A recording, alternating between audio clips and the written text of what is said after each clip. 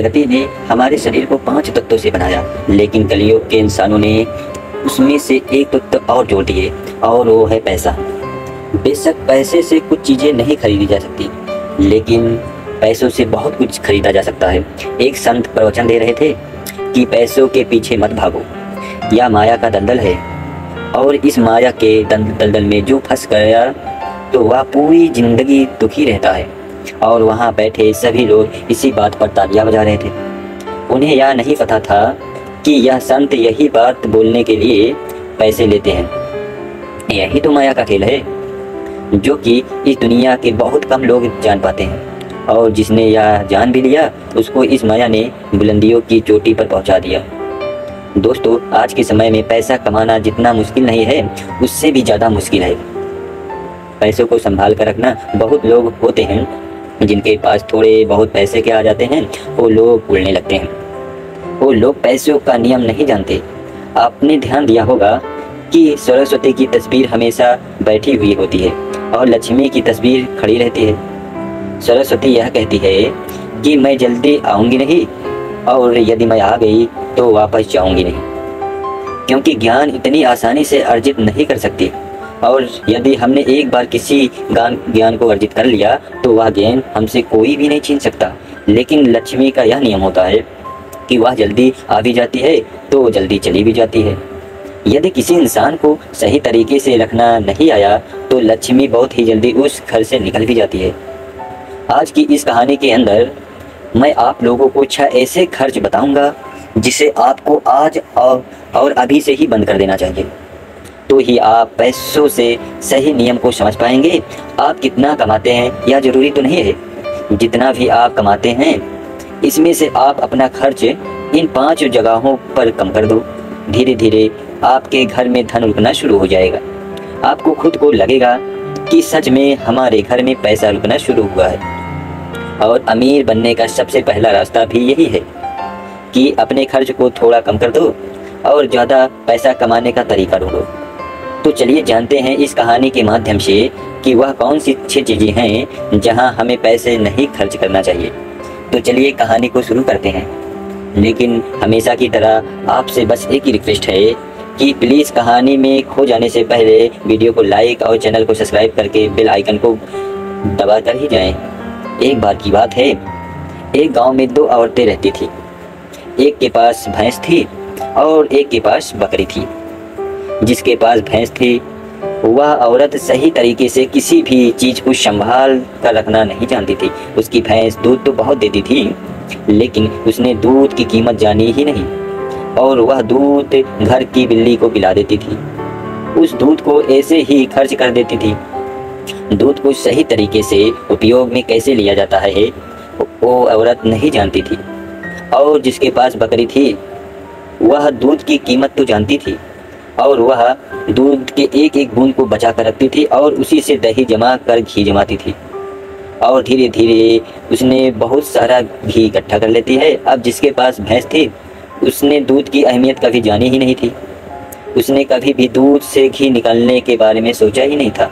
फिर एक दिन उसके घर में कुछ मेहमान आ जाते हैं, और मेहमानों को रोटी और घी तो खिला ही नहीं सकती थी, वह आप और सभी जानते हैं। तो इसलिए वह औरत उस औरत के पास जाती है जिसके पास बकरी थी। उस औरत के पास से 1 पाव घी लेकर आती है। वो औरत यह कहकर खिलाती है कि मैं जल्द ही अपनी भैंस का दूध निकाल कर घी निकालूंगी तो मैं तुम्हें तुम्हारा 1 पाव घी वापस कर दूंगी। और बकरी रखने वाली औरत उसको 1 पाव घी उधार दे देती है, और फिर वह उस औरत अपने मेहमानों को खाना खिला देती है। उसके बाद बहुत दिन निकल जाते हैं, लेकिन वह भैंस रखने वाली औरत उसको घी वापस नहीं करती। एक दिन फिर बकरी रखने वाली औरत भैंस रखने वाली औरत के पास जाती है और कहती है कि मैं तुम्हें 1 पाव घी दी थी तुम्हें, तो मैं वह घी वापस लेने आई हूँ। यह सुनकर वह औरत कहती है, कौन सा घी? तू भला मुझे घी कैसे दे सकती है? मेरे पास तो भैंस है, और तेरे पास तो ही बकरी ही है, और मैं भला तुमसे घी उधार क्यों मांगूंगी? मेरे पास तो इतनी बड़ी भैंस है और उसका तो बहुत सारा दूध भी होता है, मैं तो उससे ही घी निकालूंगी। मैं भला तुझसे उधार घी क्यों नहीं लूंगी। यह कहकर वह घी देने से मना कर देती है और बकरी रखने वाली औरत वापस आ जाती है। उसको यह पता था कि कोई भी अब मेरी बात पर कोई विश्वास नहीं करेगा, क्योंकि उसके पास भैंस है। लेकिन फिर भी उसने कई लोगों से बोली और इस बात को कोई मानने को तैयार ही नहीं था। सबका जवाब एक सा था कि भला भैंस रखने वाली औरत बकरी रखने वाली औरत से घी क्यों लेगी। यह बात कोई भी मानने को तैयार नहीं था।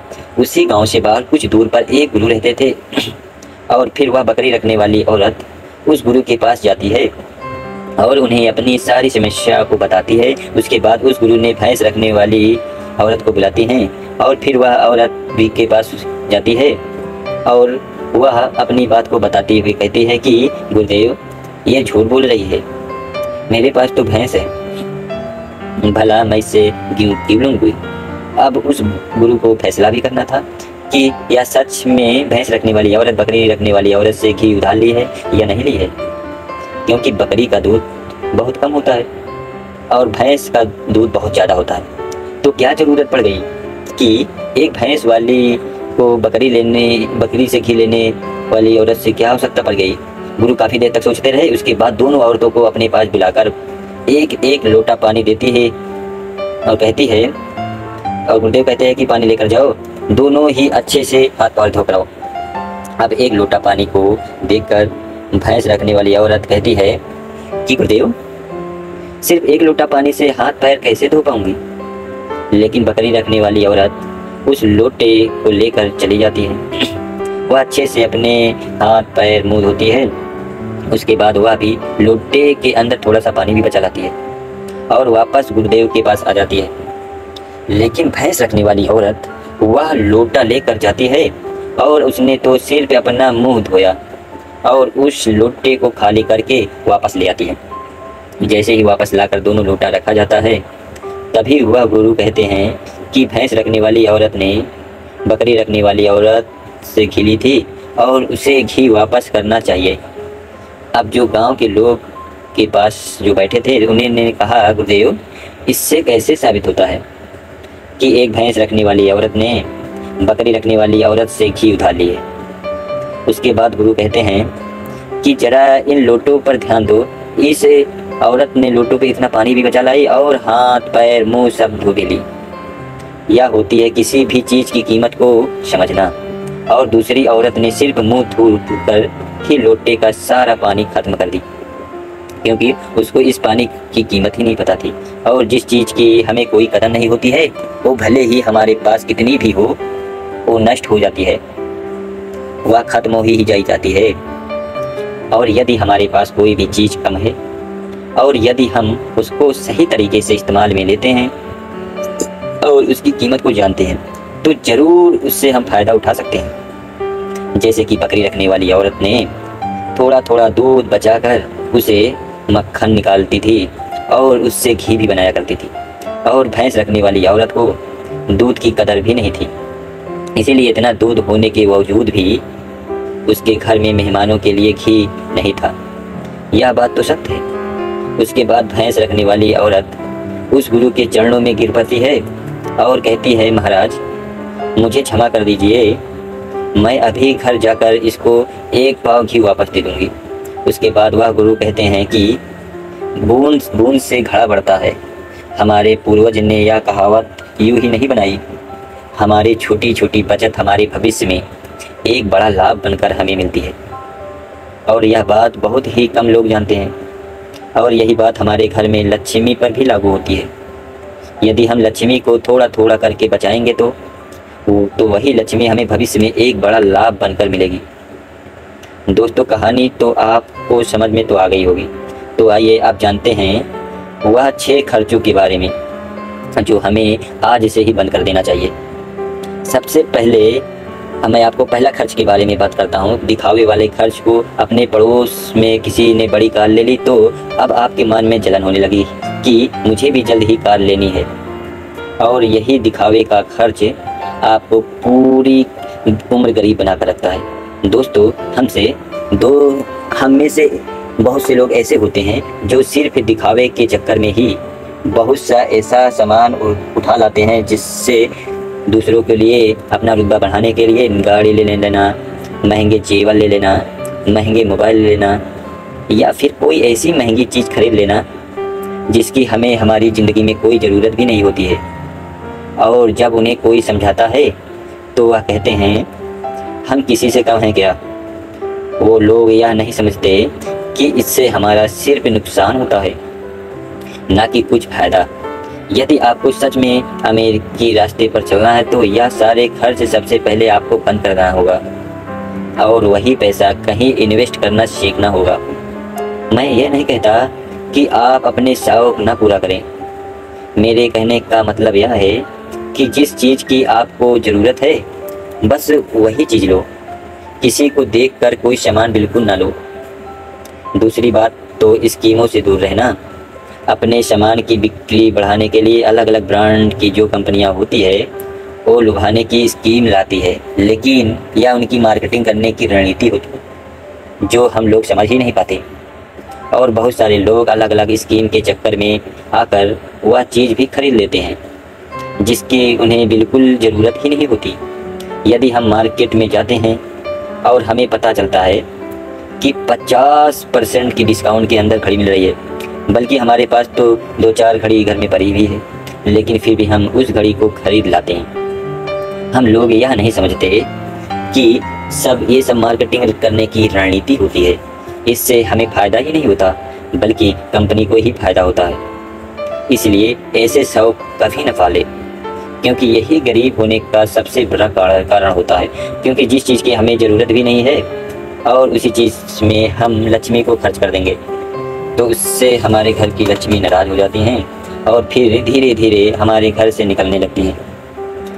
तीसरा खर्च जो है कर्ज।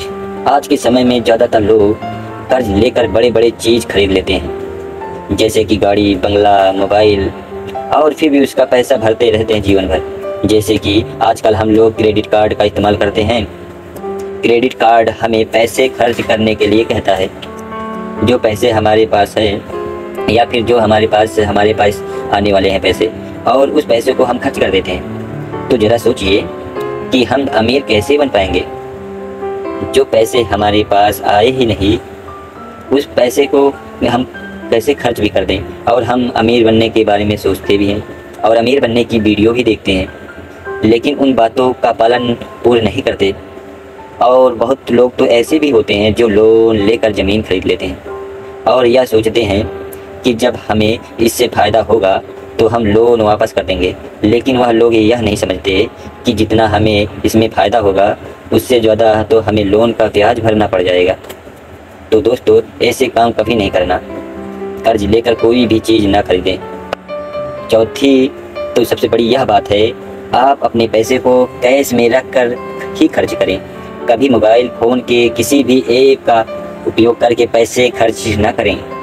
आपको शायद पता ही नहीं होगा कि आप कोई भी सामान खरीदते हो और फिर फ़ोन से पेमेंट करते हो तो आपको आपके पैसे खर्च करने का ज़्यादा तकलीफ़ तो नहीं होता, क्योंकि वो पैसा आपकी जेब से नहीं जाता। लेकिन वहीं पर यदि आप अपने जेब से निकाल कर खर्च करते हैं तो आपको थोड़ा महसूस तो होगा कि यार पैसे खर्च हो रहे हैं। अगर आपको यकीन ना हो तो आप ऐसा करके देख लेना। मार्केट जाना और फिर किसी सामान को लेना, फ़ोन से पे करना, फिर आपको ज़्यादा महसूस तो नहीं होगा कि आपका पैसा खर्चा हो रहा है। लेकिन जिस दिन आप अपने मोबाइल से पैसे निकाल कर दोगे तो उस दिन आपको ज़रूर लगेगा कि यार जेब से पैसा तो जा रहा है, मेरा पैसा खर्च हो रहा है, ज़्यादा पैसा खर्च हो रहा है। पांचवी बात आपको ध्यान में रखनी है, अपनी भावनाओं पर काबू रखना। अगर आपको कोई चीज़ पसंद आ रही है और आप उसे खरीदना चाहते हैं तो यह पहले देख लें कि वाकई में क्या इस चीज़ की आपको सच में ज़रूरत है या नहीं। क्योंकि बहुत से लोग कोई भी चीज़ पसंद आने पर उसे तुरंत खरीद लेते हैं।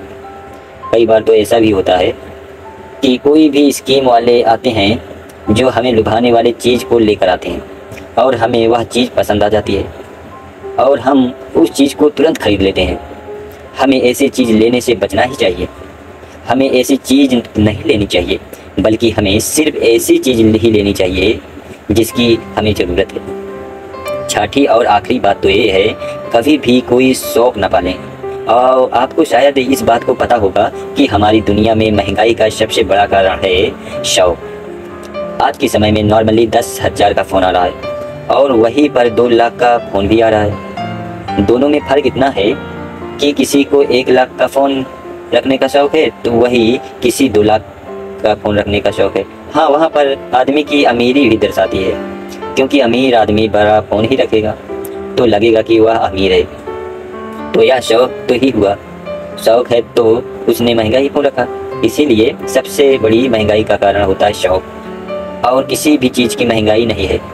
और इसलिए लोग समय समय पर शौक़ वाली चीज़ बनाते रहते हैं, अच्छी अच्छी चीज़ बनाकर हमें लुभाने के लिए लेकर आते रहते हैं, ताकि हमें वह चीज़ पसंद आ जाए और हम तुरंत उसे खरीद लें, क्योंकि उन्हें पता है कि ना ही लोग अपना शौक़ ख़त्म करेंगे और ना ही मार्केटिंग बंद होगा। तो इसलिए अपने शौक़ पर काबू रखें, जितना हो सके हम शौक़ करें, क्योंकि शौक़ करने से हमारी ज़िंदगी नहीं चलेगी, बल्कि मेहनत करने से और पैसे को अपने पास सेव करने से ही ज़िंदगी चलेगी। क्योंकि आज के समय में पैसा ही सब कुछ है। भले आज के समय में हमसे लोग कितना भी यह बात कहते हों कि पैसा ही सब कुछ नहीं होता, लेकिन यदि उनकी ज़िंदगी में सही तरीके से ध्यान रखकर देखा जाए तो उनके लिए पैसा ही सब कुछ होता है। वह पैसे के लिए इधर उधर भाग रहे हैं और हमें कहते हैं कि पैसों के पीछे मत भागो। सुबह जल्दी जागने को तो दोस्तों, इस वीडियो में कुछ फजूल खर्च बताने की कोशिश की है हमने, ताकि उन खर्च को आपको कंट्रोल करना चाहिए, ताकि आपके पास पैसे बचे हुए आ रहे हैं और ज़रूरत के समय वह पैसा आपके काम आ सके। और वह पैसा जब ज़रूरत के लिए समय हमारे काम आता है तो हमारे दिल को शांति जो मिलती है सुनने को वो सच में बहुत ही अद्भुत शांति होती है। दरअसल हमारे परिवार के लोग तो दोस्तों, यह कहानी आप लोगों को कैसी लगी कमेंट करके जरूर बताना। के पीछे बहुत बड़ा वीडियो अच्छी लगी हो तो वीडियो को लाइक और चैनल को सब्सक्राइब करके बेल आइकन घंटी को आई को जरूर सिलेक्ट कर लेना। फिर मिलेंगे कोई अच्छी सी कहानी लेकर, तब तक अपने लिए अपने रखे अपना ख्याल। दिमाग, प्रकृति, जय हिंद, जय Bharat, bye bye, take care friends. ही सकारात्मक